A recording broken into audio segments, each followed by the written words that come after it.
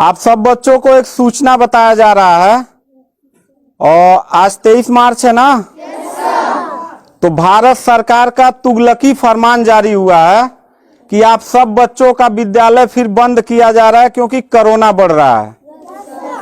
शांत रहिए कि आपका विद्यालय आज से 31 मार्च तक विद्यालय बंद रहेगा, ठीक है।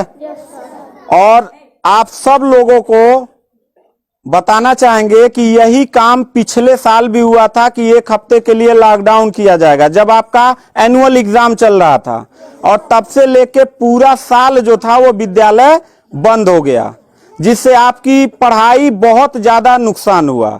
और इस साल जब विद्यालय खुला, आपने किताब कॉपी अपना सारा व्यवस्था कर लिया, तब हमारे तुगलकी फरमान जो हमारे सरकार हैं वो अब आदेश कर दिए कि अब फिर जो है कि ये विद्यालय फिर बंद होगा।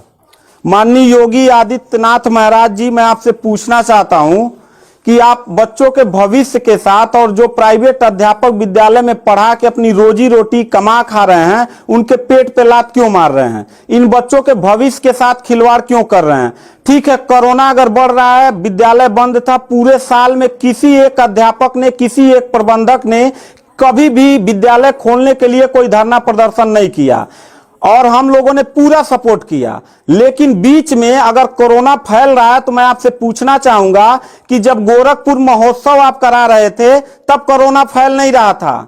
जब आप आके यहाँ पे इलाहाबाद के प्रयागराज में कुंभ का मेला लगवा रहे थे तब कोरोना नहीं फैल रहा था, जहां पे करोड़ों लोग स्नान करने गए। और अभी हरिद्वार में महाकुंभ का आयोजन आप करवा रहे हैं तब कोरोना नहीं फैल रहा है। बिहार में चुनाव हो रहा है तब कोरोना नहीं फैल रहा है। और विद्यालय जो बच्चों का सबसे देश की रीढ़ की हड्डी होते हैं, जिनकी बुनियादी शिक्षा, प्रारंभिक शिक्षा आप बिल्कुल बर्बाद कर दिए हैं पिछले 2 साल से, और अब जाके फिर लॉकडाउन आप लगा रहे हैं। तो आपसे पूछना चाहेंगे कि बच्चों के भविष्य के साथ आप मैच क्यों खेल रहे हैं? ये जितने भी बच्चे हैं, अगर 1 मार्च आप 1 अप्रैल बोले हैं, 1 अप्रैल तक अगर विद्यालय नहीं खुला तो इन सारे बच्चों को लेके मैं रोड पे बैठ जाऊंगा। ये मैं आपको खुला चैलेंज कर रहा हूं, क्योंकि बात सिर्फ मेरे तक का नहीं है, इन सारे बच्चों का भविष्य है।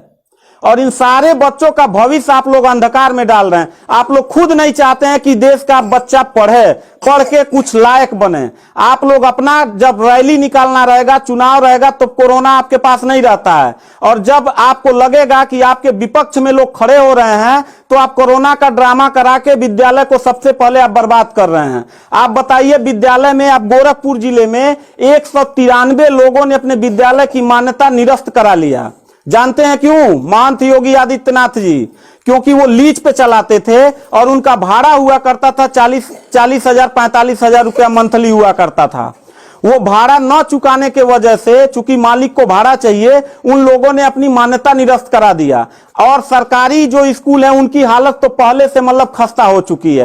तो ऐसे कंडीशन में गार्जियन करे तो क्या करे, और हम अध्यापक करे तो क्या करें? ये जितने भी 16-17 स्टाफ हैं, इन सब लोगों की रोजी रोटी चलती है इन बच्चों के और इस विद्यालय के संस्था से। आप लोग हमारे पेट पे प्रहार कर रहे हैं, हम लोगों के व्यवसाय से प्रहार कर रहे हैं।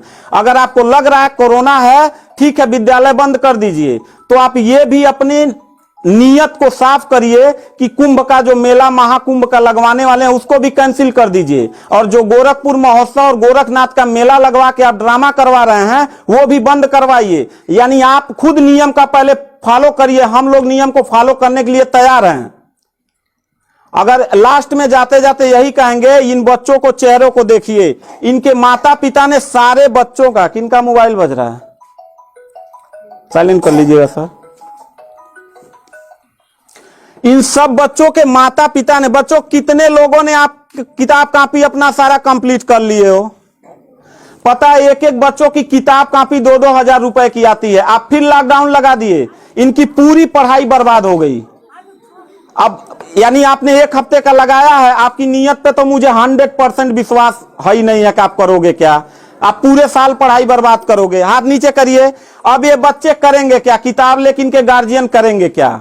हम लोगों ने पूरा कोऑपरेट किया सरकार को। जितना दिन लॉकडाउन लगा था उतना दिन का मैंने पूरे सभी विद्यालय के लोगों ने शुल्क माफ कर दिया, क्योंकि गार्जियन के ऊपर कोई लोड न पड़े। हम लोगों ने टीचरों को पेमेंट नहीं किया, क्योंकि हम लोगों ने जब फीस नहीं लिया तो पेमेंट कहां से करें। हम लोगों ने पूरा सरकार का साथ दिया, जितना हो सकता था सब लोगों ने साथ दिया। लेकिन अब इतनी कंडीशन होने के बाद, विद्यालय खुलने के बाद आप लोग विद्यालय बंद कर रहे हैं, ये बहुत ही गलत कर रहे हैं। और आपका पॉलिटिकल जो फंडामेंटल जिस पे आप चल रहे हैं कि जिन नियतों पे आपका बर्बाद होने वाला है, मैं लिख के आपको दे दूंगा कि अगर फिर से 1 अप्रैल के बाद, ठीक है, अगर 1 हफ्ते के रोकने के बाद कोरोना भाग जाता तो मतलब 1 हफ्ता आप बंद कर लीजिए, बिल्कुल हम लोग 1 हफ्ता नहीं पढ़ाई कराएंगे। लेकिन अगर फिर साल भर का ड्रामा आपने किया तो निश्चित तौर पे याद रखिएगा कि तानाशाही उतना ही अच्छा लगता है जितना तानाशाह के अंत होने का समय ज्यादा दूर हो, और आपका समय बिल्कुल नजदीक आ गया है। तो मैं उम्मीद करता हूं कि आप ये काम बिल्कुल मत करिएगा। 1 अप्रैल के बाद अगर विद्यालय फिर से आप बढ़ाएंगे तो इन सब चेहरों को देख लीजिए और इनके गार्जियन को लेके, अपने पूरे स्टाफ को लेके जिले से लेके मैं प्रदेश लेवल तक धरने पे बैठूंगा। इस बात को याद रखिएगा, क्योंकि सवाल यहां सिर्फ मेरे रोजगार का नहीं है, मेरे जितने सहपाठी और जितने मेरे कर्मचारी लोग हैं और इन बच्चों के पढ़ाई का भविष्य का सवाल है। तो मैं इन बच्चों को लेकर धरने पे बैठ जाऊंगा और जरूरत पड़ा तो असंवैधानिक भी हो जाऊंगा। इसी के साथ मैं सरकार से रिक्वेस्ट करूंगा कि अगर 1 हफ्ता में बंद करने से कोरोना भाग जाता है तो हम सब लोग आपके साथ हैं, अगर नहीं भागता है तो 1 अप्रैल से छोड़ दीजिए।